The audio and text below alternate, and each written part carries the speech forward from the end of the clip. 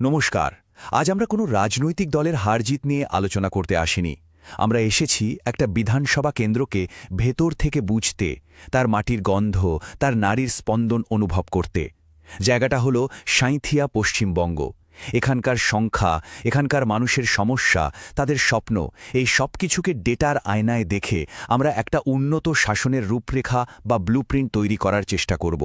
এটা শুধু ভোটে জেতার ছক নয়, এটা হলো মানুষের জীবনকে আরও একটু ভালো করার একটা পথ খোঁজা। আমাদের আলোচনার পথটা খুব সোজা। প্রথমে আমরা সাঁইথিয়ার আসল পরিস্থিতিটা বুঝব।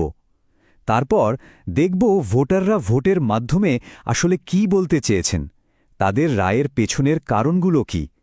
এরপর আমরা রণকৌশল, শাসনের একটা মডেল এবং সবশেষে সেই মডেলকে বাস্তবায়িত করার রাস্তাটা কি হতে পারে তা নিয়ে কথা বলব। যে কোনো জায়গার রাজনীতি বুঝতে গেলে আগে তো তার মাটি আর মানুষকে চিনতে হয়, তাই না? সাঁইথিয়া শুধু নির্বাচনী মানচিত্রের একটা নাম নয়, এটা একটা জীবন্ত জায়গা, যার একটা নিজস্ব অর্থনীতি আছে, সমাজ আছে, আর আছে কিছু স্বপ্ন। সাঁইথিয়া হল দক্ষিণবঙ্গের রাঢ় অঞ্চলের একটা অংশ। এখানকার মাটি মূলত কৃষিভিত্তিক।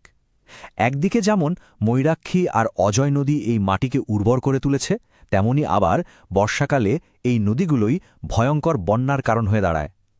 এখানকার মানুষের জীবনটা ঠিক এই রকমই। একদিকে প্রকৃতির আশীর্বাদ আর অন্যদিকে তার অভিশাপ, এই দুয়ের সাথেই তাদের লড়াই করে বাঁচতে হয়। এবার একটু ভেতরের দিকে তাকানো যাক, মানে এখানকার সামাজিক গঠন। সাঁইথিয়া একটা সংরক্ষিত আসন, আর কেন সেটা এই সংখ্যাগুলো দেখলেই বোঝা যায়।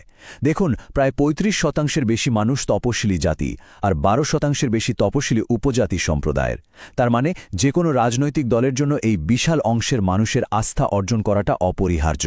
তাদের আশা, তাদের বঞ্চনার ইতিহাসে এখানকার রাজনীতির অভিমুখ ঠিক করে দেয়। মানুষের রোজকার জীবনের ছোট ছোট সমস্যাগুলোই কিন্তু ভোটের বাক্সে বড় সিদ্ধান্ত হয়ে ফিরে আসে। সাঁইথিয়ার সমস্যাগুলো বেশ গভীর। যেমন ধরুন, ভাঙাচোরা গ্রামীণ রাস্তা। এটা শুধু যাতায়াতের সমস্যা নয়, এর মানে হলো কৃষকের ফসল সময়ে বাজারে পৌঁছায় না, বাচ্চারা ঠিকমতো স্কুলে যেতে পারে না। প্রতি বছর বন্যা শুধু ধানক্ষেত ডুবিয়ে দেয় না, একটা পরিবারের সারা বছরের আয় আর স্বপ্নকেও ভাসিয়ে নিয়ে যায়।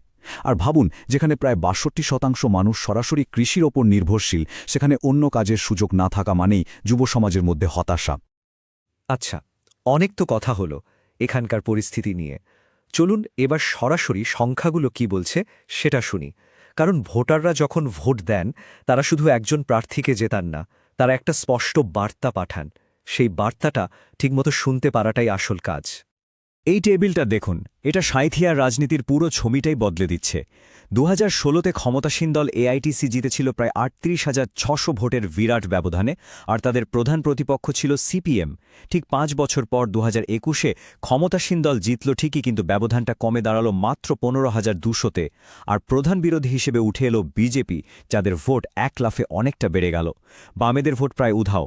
এটা শুধু একটা সাধারণ পরিবর্তন নয়, এটা একটা রাজনৈতিক স্মরণ, একটা বড় শিফট। তবে আসল গল্পটা লুকিয়ে আছে এই সংখ্যাটায়, -60%। মানে জয়ের ব্যবধান ৬০%-এরও বেশি কমে গেছে। এর সোজা মানে হল একটা বিশাল অংশের ভোটার, যারা আগে ক্ষমতাসীন দলকে সমর্থন করত, তারা এবার মুখ ফিরিয়ে নিয়েছে। এই অসন্তোষের কারণটা যদি ঠিকমতো বোঝা না যায়, তাহলে কিন্তু ভবিষ্যতের রাজনৈতিক জমি পায়ের তলা থেকে সরে যেতে পারে। আর এই গ্রাফটা দেখুন, এটা তো আরও অবাক করার মতো। মাত্র ৫ বছরে একটা দলের ভোট শেয়ার ১২% থেকে লাফিয়ে ৪৩% পৌঁছেছে। এই ভোটটা এলো কোথা থেকে? প্রধানত বামেদের ভোট ব্যাংক থেকে। কিন্তু প্রশ্ন হল, ভোটাররা এত দ্রুত তাদের আনুগত্য কেন বদলালো? উত্তরটা আসলে লুকিয়ে আছে তাদের জমে থাকা ক্ষোভের মধ্যে। ডেটা আমাদের দেখিয়েছে কি ঘটেছে। এবার আমাদের আরও গভীরে গিয়ে বুঝতে হবে কেন ঘটল। ভোটারদের এই রায় কোনো হঠাৎ ঘটে যাওয়া ঘটনা নয়, এর পেছনে রয়েছে গধামি ধরে জমে থাকা একাধিক ক্ষোভ আর হতাশা। প্রতিষ্ঠান বিরোধিতার পেছনে আসলে কয়েকটা বড় কারণ কাজ করেছে। ১. কাটমানি সংস্কৃতি নিয়ে সাধারণ মানুষের মধ্যে ব্যাপক ক্ষোভ। ২. রাজ্য জুড়ে শিক্ষক নিয়োগ দুর্নীতি, যা শিক্ষিত তরুণদের নামবেশায় আঘাত করেছে। ৩. ভোটের পরের হিংসার স্মৃতি, যা মানুষের মনে নিরাপত্তাহীনতা তৈরি করেছে। এর সাথে যোগ হয়েছে অনুপ্রবেশ ও সিএএ নিয়ে উদ্বেগ, বেকারত্বের সমস্যা এবং সংখ্যালঘু তোষণের অভিযোগ। এই সব কিছু মিলেই একটা শক্তিশালী প্রতিষ্ঠান বিরোধী হাওয়া তৈরি হয়েছে। দুর্নীতির কথা বললে অনেক সময় মনে হয় এটা একটা বড় ধরাছোঁয়ার বাইরের ব্যাপার, কিন্তু এই উদাহরণটা দেখুন। মাতপালসায় ২০ লক্ষ টাকার একটা রাস্তা নাকি শুধুমাত্র কাগজেই তৈরি হয়েছে। এই টাকাটা তো সাধারণ মানুষের ট্যাক্সের টাকা। যখন তারা দেখে যে তাদের উন্নয়নের টাকা এভাবে উবে যাচ্ছে, তখন তো ক্ষোভ হওয়াটাই স্বাভাবিক। আমাদের সংবিধানে মানুষের মর্যাদা এবং তথ্যের অধিকারের কথা বলা আছে। এই ধরনের ঘটনা সেই সাংবিধানিক মূল্যবোধের ওপর সরাসরি আঘাত। এই পরিস্থিতিতে রাজনৈতিক ব্যাটেলফিল্ডটা ঠিক কেমন দেখতে, মানে কার কোথায় দুর্বলতা আর কার জন্য কোথায় সুযোগ তৈরি হচ্ছে? একজন ভালো রণনীতিকার বা স্ট্র্যাটেজিস্টের কাজই হল এই দুর্বলতাগুলোকে চিহ্নিত করা আর সুযোগগুলোকে কাজে লাগানো। একদিকে ক্ষমতাসীন দল, তাদের শক্তি হল মাটির কাছাকাছি সংগঠন আর চেনা মুখ, কিন্তু তাদের দুর্বলতাও স্পষ্ট, এই কমে আসা ভোটের ব্যবধান আর দুর্নীতির অভিযোগ। অন্যদিকে প্রতিদ্বন্দ্বী বিজেপির শক্তি হল তাদের দুর্নীতিবিরোধী স্লোগান আর দলিত ও ওবিসি সম্প্রদায়ের মধ্যে বাড়তে থাকা সমর্থন।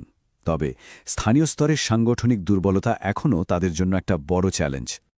যে কোনো নির্বাচনে আসল খেলাটা কিন্তু খেলে এই স্লিপার ব্লকগুলো, মানে সেই সব ভোটাররা যারা চুপচাপ সব দেখছে। এরা কারা? এরা হলো সেই হতাশ যুবসমাজ যাদের কাছে কোনো চাকরির নিশ্চয়তা নেই। এরা হলো প্রাক্তন বাম সমর্থক যারা পুরনো দলকে হারিয়ে এখন নতুন আশ্রয় খুঁজছে। আর এরা হলো অসংগঠিত ক্ষেত্রে শ্রমিকরা যাদের জীবনে কোনো নিরাপত্তা নেই। যে দল এই নীরব ভোটারদের মন জয় করতে পারবে, সাঁইথিয়ার ভবিষ্যৎ তাদের দিকেই ঝুঁকবে। তাহলে সমাধানটা কি? যে তার কৌশলটা কি হবে? শুধু দোষারোপ করে তো লাভ নেই। মানুষের সামনে একটা বিশ্বাসযোগ্য বিকল্প, একটা কাজের প্ল্যান রাখতে হবে। আমরা এটাকে বলছি চতুর্মুখ মতবাদ, অর্থাৎ শাসনের একটা চারমাত্রিক দর্শন। এই মতবাদের ৪টে মুখ আছে। প্রথমটা হল শিবের রূপ, দুর্নীতি আর অরাজকতার বিরুদ্ধে কঠোর অবস্থান। দ্বিতীয়টা বিষ্ণুর রূপ, সুশাসন, স্থিতিশীলতা আর নিরাপত্তার প্রতিশ্রুতি। মানুষকে বোঝাতে হবে যে পরিবর্তন মানে বিশৃঙ্খলা নয়। তৃতীয়টি ব্রহ্মার রূপ, সৃষ্টির প্রতীক, মানে একটা নতুন উন্নয়নের পরিকল্পনা সামনে রাখা। আর চতুর্থ মুখটা হল দুর্গার রূপ, সুরক্ষার প্রতীক, অর্থাৎ সমাজের সবচেয়ে দুর্বল মানুষটার পাশে দাঁড়ানোর অঙ্গীকার। এটা কোনো হাওয়ায় ভাসানো কথা নয়। দেখুন, এটা একটা সত্যিকারের কাজের তালিকা। প্রতিটি প্রকল্পের জন্য একটা নির্দিষ্ট সময়সীমা আর তার থেকে মানুষ কি পাবে তা পরিষ্কার করে বলা আছে। যেমন NH ১১৪ উন্নতি হলে ব্যবসা বাণিজ্য বাড়বে, স্টেশন আধুনিক হলে কৃষকরা লাভবান হবে, আর বন্যা নিয়ন্ত্রণের একটা পাকাপোক্ত ব্যবস্থা হলে হাজার হাজার পরিবার প্রতি বছরের লোকসানের হাত থেকে বাঁচবে। বড় প্রকল্পের পাশাপাশি মানুষের জীবনের সঙ্গে সঙ্গে স্বস্তি দেওয়ার জন্যেও কিছু ব্যবস্থা দরকার। যেমন আয়ুষ্মান ভারত প্রকল্পে সবাইকে নিয়ে আসা, যাতে চিকিৎসার খরচ নিয়ে চিন্তা করতে না হয়। জলজীবন মিশনের মাধ্যমে প্রত্যেক বাড়িতে কলের জল পৌঁছে দেওয়া, আর MGNREGতে কাজের দিন বাড়িয়ে ১৫০ দিন করা। তবে মনে রাখতে হবে, এই প্রকল্পগুলো করার সময় ভারতের ডেটা সুরক্ষা আইন মেনে মানুষের ব্যক্তিগত তথ্যের গোপনীয়তা আর সম্মতিকে সর্বোচ্চ সম্মান দিতে হবে। সরকারি সাহায্য যেন মানুষের মর্যাদাকে ক্ষুণ্ণ না করে। তবে কাগজে কলমে সেরা প্ল্যানেরও কোনো দাম নেই যদি সেটাকে মাঠে নেমে কাজে লাগানো না যায়। তাই এখন আমরা দেখব এই পুরো রূপরেখাটাকে কিভাবে একটা সফল নির্বাচনী অভিযানে বদলে ফেলা যায়। এটা শুধু ভোটে জেতার রাস্তা নয়, এটা মানুষের বিশ্বাস জেতার রাস্তা। নির্বাচনের শেষ ৩০টা দিন, এই সময়টাতেই হয় আসল খেলা। শেষ মাস থেকে শুরু করতে হবে জোরালো স্থানীয় বিজ্ঞাপন, যাতে বার্তাটা সবার কাছে পৌঁছায়। তৃতীয় সপ্তাহে বড় নেতাদের নিয়ে আসতে হবে মানুষের মধ্যে উৎসাহ বাড়াতে। দ্বিতীয় সপ্তাহে বাড়ি বাড়ি প্রচার আর ফোন কলের মাধ্যমে ব্যক্তিগত স্তরে যোগাযোগ করতে হবে। আর ভোটের সপ্তাহে দুটোই প্রধান কাজ: ১, ভোটারদের বুথে নিয়ে আসা, আর ২, পুরো প্রক্রিয়ার ওপর আইনি নজর রাখা। সাঁইথিয়ার এই পুরো বিশ্লেষণটা আমাদের একটা খুব জরুরি প্রশ্নের সামনে দাঁড় করিয়ে দেয়। একটা ম্যান্ডেট বা জনমত কি শুধু অতীতের কাজের ভিত্তিতে পাওয়া যায়, নাকি ভবিষ্যতের জন্য একটা বিশ্বাসযোগ্য স্বপ্ন দেখিয়ে অর্জন করতে হয়? উত্তরটা হলো দুটোই লাগে। কিন্তু যখন অতীতের কাজের ওপর মানুষের ভরসা কমে যায়, তখন একটা শক্তিশালী আর বিশ্বাসযোগ্য ভবিষ্যতের স্বপ্ন দেখানো ছাড়া আর কোনো পথ খোলা থাকে না। যদি আপনি একজন জনকেন্দ্রিক নেতা হয়ে আপনার নির্বাচনী এলাকাকে উন্নত করতে চান, তাহলে blueprintstrategies.ai এর সাথে যোগাযোগ করুন mgr@blueprintstrategies.ai এই ইমেল আইডিতে, অথবা ফোন করুন 08042041602 নম্বরে। রাজনীতির ঊর্ধ্বে উদ্দেশ্য,